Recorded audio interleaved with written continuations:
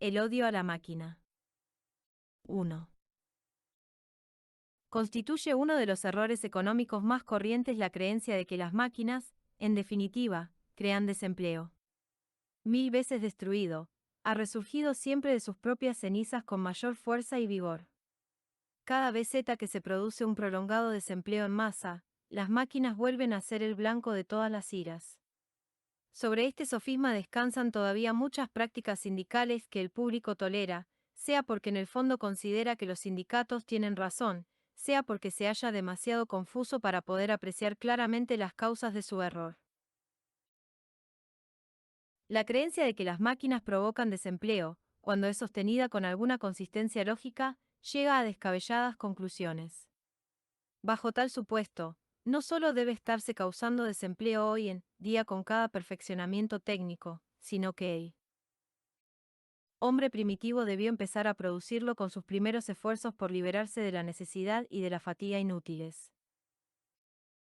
Sin ir tan lejos, volvamos a La riqueza de las naciones de Adam Smith, publicada en 1776. El primer capítulo de este notable libro se titula De la división del trabajo, y en la segunda página del mismo nos dice el autor que un obrero no familiarizado con el empleo de maquinaria utilizada en la fabricación de alfileres, apenas podría hacer un alfiler por día e, indudablemente, no harta 20, mientras que con el uso de esa maquinaria puede fabricar 4800 alfileres diarios. Así pues, siguiendo el razonamiento, ya en la época de Adam Smith, las máquinas habrían desplazado de 240 a 4800 productores de alfileres por cada uno que permaneció en su trabajo. Si las máquinas no hicieran otra cosa que privar al hombre de su trabajo, en la industria del alfiler existiría ya en aquella época un 99,98% de desempleo. Podría darse un panorama más sombrío. En efecto, pudo darse, pero esto fue así porque la revolución industrial estaba todavía en su infancia. Contemplemos algunos de sus aspectos e incidentes más destacados. Veamos, por ejemplo, lo que ocurrió en la industria de fabricación de medias. Conforme iban siendo instalados los nuevos telares, eran destruidos por los artesanos, que en un solo tumulto destrozaron más de 1000, se incendiaron talleres y se amenazó a los inventores, quienes se vieron precisados a huir para salvar sus vidas, no quedando restablecido el orden hasta que intervino el ejército y fueron deportados o ahorcados los principales cabecillas. Ahora bien, no debe olvidarse que, en la medida en que pensaban en su propio futuro inmediato e incluso más lejano, la oposición de los revoltosos a la máquina era racional. William Felkin nos dice en su Historia de la industria de géneros de puntos fabricados a máquina, 1867, que la mayor parte de los 50.000 obreros ingleses empleados en la fabricación de medias, y sus familias, tardaron más de 40 años en sobreponerse al hambre y la miseria a que les llevó la introducción de la máquina. Pero en cuanto a la creencia de los amotinados de que la máquina habría de estar desplazando continuamente obreros, se equivocaban, ya que antes de que finalizase el siglo XIX la industria de fabricación de medias empleaba, por lo menos, 100 obreros por cada uno de los empleados a comienzos del siglo. Arkwright inventó en 1760 su maquinaria para el hilado del algodón. En aquella época se ha calculado que existían en Inglaterra 5.200 hilanderos que utilizaban tornos de hilar y 2.700 tejedores, en conjunto, 7.900 personas dedicadas a la producción de textiles de algodón. La introducción de la invención de Arkwright encontró oposición, por estimarse amenazaba el medio de vida de los obreros, y la resistencia tuvo que ser vencida por la fuerza. Sin embargo, en 1787, 27 años después de aparecido el invento, una investigación parlamentaria mostró que el número de personas empleadas en el hilado y tejido de algodón había ascendido de 7.900 a 320.000, o sea un incremento del 4.400%. Si el lector consulta el libro Cambios económicos recientes, de David A. Wells, publicado en 1889, hallará algunos pasajes que, dejando a un lado fechas y cifras absolutas, pudieran haber sido escritos por cualquiera de nuestros actuales tecnófobos, valga el vocablo. Citaremos algunos. Durante los 10 años transcurridos entre 1870 y 1880 inclusive, la Marina Mercante Británica incrementó su actividad, solo en cuanto a registros y despachos extranjeros, hasta la cifra de 22 millones de toneladas.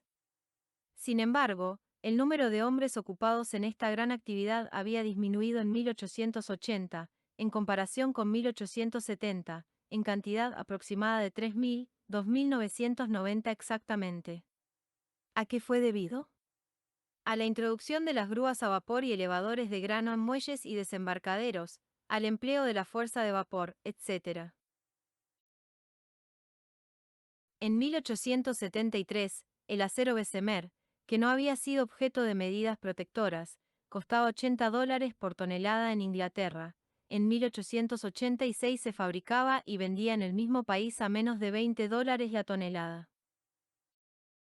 Durante el mismo tiempo, la capacidad de producción anual de un convertidor Bessemer se había incrementado al cuádruplo, con ningún aumento, sino más bien ligera disminución, del trabajo invertido. La potencia de las máquinas de vapor existentes en funcionamiento en todo el mundo, en el año 1887, ha sido calculada por la Oficina de Estadística de Berlín como equivalente a la de 200 millones de caballos, lo que representa, aproximadamente, el esfuerzo conjunto de 1.000 millones de hombres, como mínimo, el triple de la población obrera del mundo. Parece que esta última cifra debería haber hecho reflexionar al autor del libro, induciéndole a preguntarse cómo es que aún quedaban empleos en el mundo en 1889, pero se limitaba a concluir, con moderado pesimismo, que, bajo tales circunstancias, la superproducción industrial puede hacerse crónica.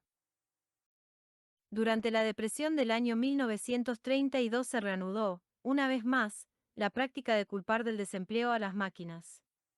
En pocos meses se habían extendido por todo el país, como bosque en llamas, las doctrinas de un grupo que se denominaba a sí mismo los tecnócratas. No cansaré al lector con la exposición de cifras fantásticas presentadas por este grupo, ni con las necesarias correcciones que muestran cuáles fueron los hechos reales. Baste con decir que los tecnócratas volvieron al error, en toda su prístina pureza, de que las máquinas desplazan permanentemente a los hombres, con la sola particularidad de que en su ignorancia presentaban este error como nuevo y revolucionario descubrimiento. Fue simplemente una ilustración más del aforismo de Santayana, según el cual, aquellos que no pueden recordar el pasado están condenados a repetirlo. Los tecnócratas fueron relegados finalmente al olvido entre fáciles ironías. Pero su doctrina, que les había precedido, persiste. Se refleja en centenares de normas y prácticas sindicales, encaminadas a hacer ineludible la intervención de mayor número de obreros en determinada tarea, dilatar su realización durante el mayor tiempo posible o simplemente obligar a los empresarios a mantener empleos inútiles, que se toleran e incluso aprueban gracias a la conclusión que a este respecto reina en la mentalidad pública. Corwin Edwards, en su declaración ante el Comité Temporal de Economía Nacional, como testigo del Departamento de Justicia, citaba innumerables ejemplos de tales prácticas. En la ciudad de Nueva York se llegó a prohibir la instalación de equipo eléctrico que estuviese fabricado fuera del estado, a menos que se desmontase y volviese a montar en la misma obra en Houston, Texas. Los fontaneros titulados y el sindicato acordaron que la tubería prefabricada para la instalación sería colocada por los obreros de la unión sindical solo en el caso de que se suprimiera uno de los extremos roscados, para ser roscada nuevamente en la obra varias delegaciones locales. Del sindicato de pintores impusieron restricciones al uso de pistolas para pintar, en muchos casos destinadas meramente a proporcionar trabajo, aun a cambio de exigir el más lento proceso de aplicar la pintura a brocha. Una delegación local del sindicato de transportes exigía que cada camión que entrase en la zona metropolitana de Nueva York llevase un conductor local, además del propio conductor del vehículo. En varias ciudades, el sindicato de electricistas requería la presencia de un operario en cualquier construcción donde se precisase temporalmente de luz o energía, no siéndole permitido realizar trabajo alguno de montaje. Esta norma, según M.R. Edwards, implica a menudo la contratación de un hombre que se pasa el día leyendo o haciendo solitarios y cuyo único cometido es maniobrar un interruptor al comienzo y al final de la jornada. Podríanse citar prácticas análogas en muchas otras actividades. En los ferrocarriles, los sindicatos insisten en el empleo de fogoneros en tipos de locomotoras en las que no son necesarios sus servicios. En los teatros los sindicatos obligan al empleo de tramoyistas incluso en representaciones donde no se utiliza escenario alguno. El sindicato de músicos exige el empleo de músicos llamados figurones, e incluso de orquestas completas en lugares en que solo se interpretan discos de gramófono. 2. Podrían acumularse montañas de cifras que demostraran cuán equivocados estaban los tecnófobos del pasado. Pero de nada serviría si no pusiéramos en claro por qué estaban equivocados. La estadística y la historia de nada valen a la economía si no van acompañadas de una básica comprensión deductiva de los hechos, lo que significa, en este caso, una clara evaluación del por qué tuvieron que ocurrir las pasadas consecuencias de la introducción de la maquinaria y otros dispositivos orientados a la mayor economía del trabajo. De lo contrario, los tecnófobos aducirán, como aseguran de hecho cuando se les hace resaltar los absurdos contenidos en las profecías de sus predecesores, que puede que sea así en lo que se refiere al pasado, pero las condiciones actuales son fundamentalmente diferentes y es ahora cuando no podemos seguir perfeccionando las máquinas economizadoras del trabajo. En efecto, la señora Eleanor Roosevelt escribía en un periódico sindical, el 19 de septiembre de 1945, hemos llegado ya a un extremo en que los mecanismos economizadores de trabajo solo son deseables cuando no desplazan al obrero de su puesto. Si fuese realmente cierto que la introducción de la maquinaria es causa de creciente desempleo y miseria, las deducciones lógicas serían revolucionarias, no solo en el aspecto técnico, sino también en lo que se refiere a nuestro concepto global de la civilización. No. Solo tendríamos que considerar calamitoso todo futuro progreso técnico, sino que deberíamos contemplar con igual horror los progresos técnicos alcanzados en el pasado. Diariamente cada uno de nosotros se esfuerza en reducir en lo posible el trabajo que un determinado fin exige, todos procuramos simplificar nuestro trabajo y economizar los medios necesarios para alcanzar el objetivo deseado. Cualquier empresario, grande o pequeño, ansía constantemente conseguir realizar sus particulares objetivos con mayor economía y eficacia, es decir, ahorrando esfuerzo. Todo obrero inteligente procura reducir el esfuerzo que le exige la tarea encomendada. Los más ambiciosos entre nosotros tratan incansablemente de aumentar los resultados que puedan obtenerse en un número determinado de horas.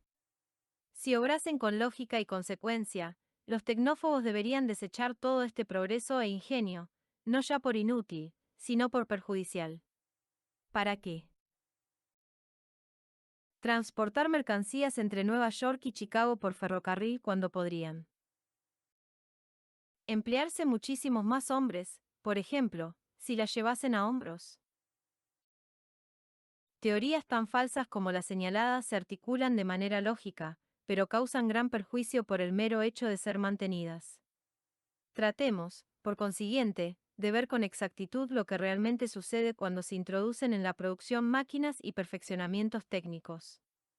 Los detalles variarán en cada caso, según sean las condiciones particulares que prevalezcan en una industria o periodo determinados. Pero tomaremos un ejemplo que comprenda las circunstancias más generales. Supongamos que un fabricante de telas tiene conocimiento de la existencia de una máquina capaz de confeccionar abrigos de caballero y señora, empleando tan solo la mitad de la mano de obra que anteriormente se precisaba. Instala la maquinaria y despide a la mitad del personal. Parece a primera vista que ha habido una evidente disminución de ocupación. Ahora bien, la propia máquina requirió mano de obra para ser fabricada. Así, pues, como primera compensación aparece un trabajo que de otra forma no hubiese existido. El fabricante, sin embargo, solo decide adoptar la maquinaria, si con ella consigue hacer mejores trajes por la mitad de traba, o el mismo tipo de traje a un costo menor. Suponiendo lo segundo, no es posible admitir que el trabajo invertido en la construcción de la maquinaria fuese tan considerable, en cuanto a volumen de salarios, como el que espera economizar a la larga el fabricante de telas al adoptar la maquinaria, de lo contrario no habría economía y la maquinaria no sería adquirida. Vemos, por consiguiente, que todavía existe aparentemente una pérdida global de empleo, atribuible a la maquinaria. Sin embargo, debemos siempre tener presente la posibilidad real y efectiva de que el resultado final de la introducción de la maquinaria representa, a la larga, un aumento global de empleo, porque al adoptar la maquinaria, es tan solo a largo plazo cuando el fabricante de telas espera, ordinariamente, ahorrar dinero, y puede se precisen varios años para que la maquinaria se pague a sí misma. Cuando el coste de la máquina ha quedado compensado por las economías que facilita, el fabricante de telas ve aumentar su beneficio. Supondremos que se limita a vender sus abrigos al mismo precio que sus competidores, sin esforzarse por abaratarlos. En este punto puede parecer que se ha producido una pérdida neta de empleo, siendo el fabricante, el capitalista, el único beneficiario. Ahora bien, en estos beneficios extras radica precisamente el origen de subsiguientes ganancias sociales. Uno fabricante ha de emplear su beneficio extraordinario en una de estas tres formas y posiblemente empleará parte de aquel en las tres. 1. Ampliación de sus instalaciones, con adquisición de nuevas máquinas para hacer un mayor número de abrigos. 2. Inversión en cualquier otra industria. Y 3. Incremento de su propio consumo. Cualquiera de estas tres posibilidades ha de producir demanda de trabajo. En otras palabras, como resultado de sus economías, el fabricante obtiene un beneficio que no tenía antes.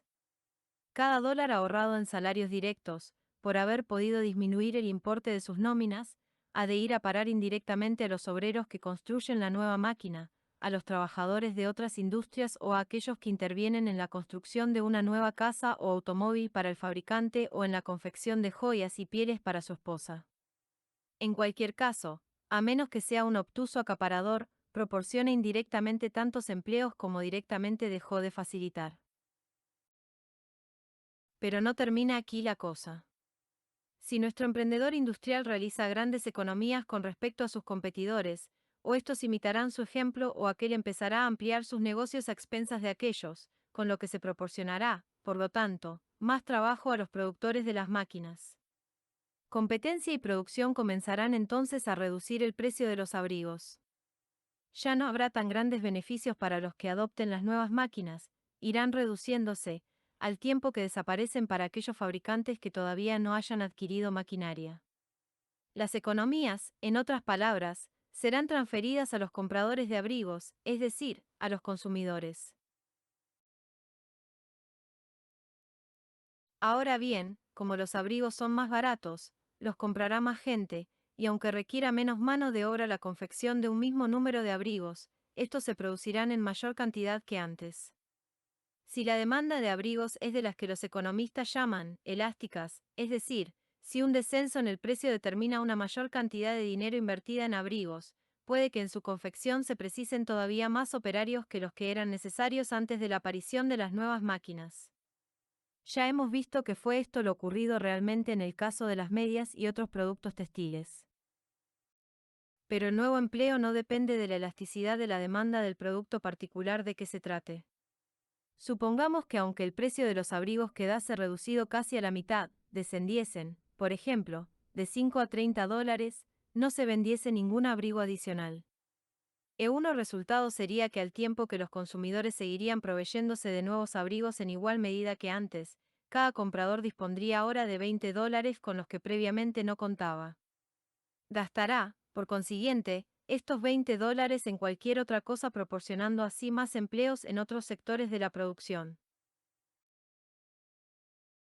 En resumen, las máquinas, los perfeccionamientos técnicos, las economías y la eficiencia, en definitiva, no dejan sin trabajo a los hombres. 3.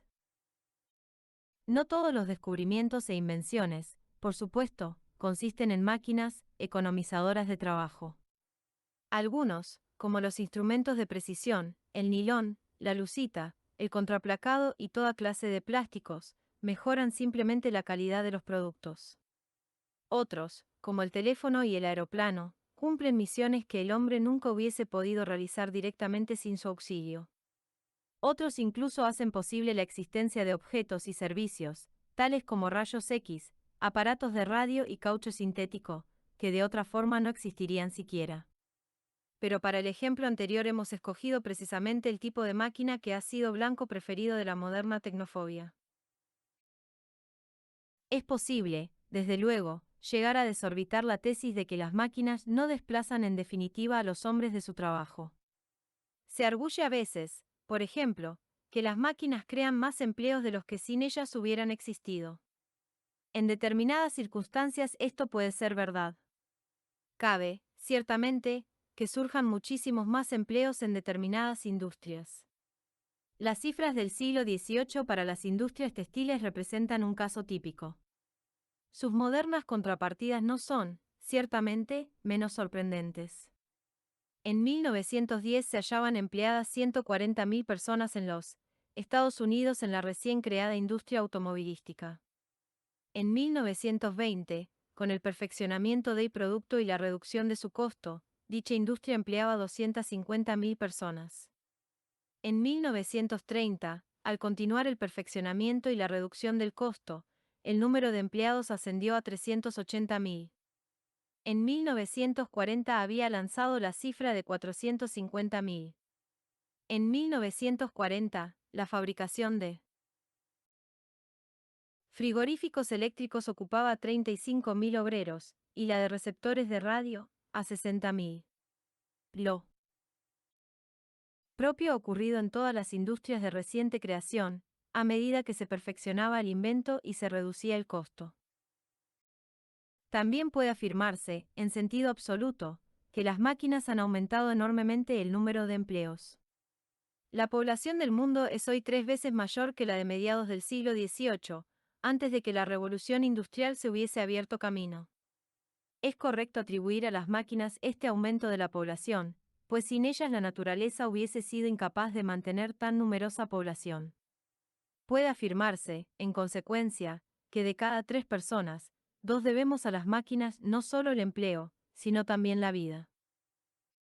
No obstante, es erróneo suponer que la función o finalidad primordial de las máquinas sea crear empleos.